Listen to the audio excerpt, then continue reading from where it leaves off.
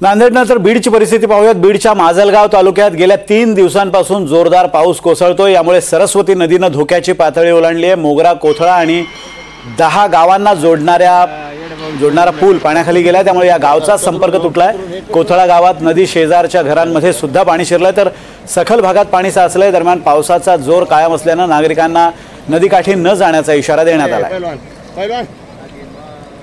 आकाश सावंत आपले प्रतिनिधी आपल्याला या संदर्भात माहिती देतात। आकाश, बीडमधल्या जवळपास 10 ते 12 गावांचा संपर्क तुटलाय, काही पुलांवरून पाणी गेलेलं आहे, त्यामुळे वाहतूक सुद्धा विस्कळीत झालेली आहे। सध्याची काय परिस्थिती आहे बीडमध्ये, आणि बीडमध्ये सर्वत्र असाच पाऊस आहे की काही विशिष्ट भागात हा पाऊस पडतोय? नक्कीच बीड जिल्ह्यात गेल्या 3 दिवसापासून मुसळधार पावसाने हजेरी लावली आहे, तर काही भागामध्ये हाहाकार पाऊस झालेला आहे। शेती पिकांचं प्रचंड मोठ्या प्रमाणात नुकसान झालं आहे। बीडच्या माजलगाव मध्ये तर मध्यरात्री पडलेल्या पावसामुळे सरस्वती नदीने धोक्याची पातळी ओलांडली असून नदीला पूर आला आहे, तर आसपासच्या 10 गावांचा संपर्क या नदीच्या पाण्यामुळे, पुराच्या पाण्यामुळे तुटलेला आहे।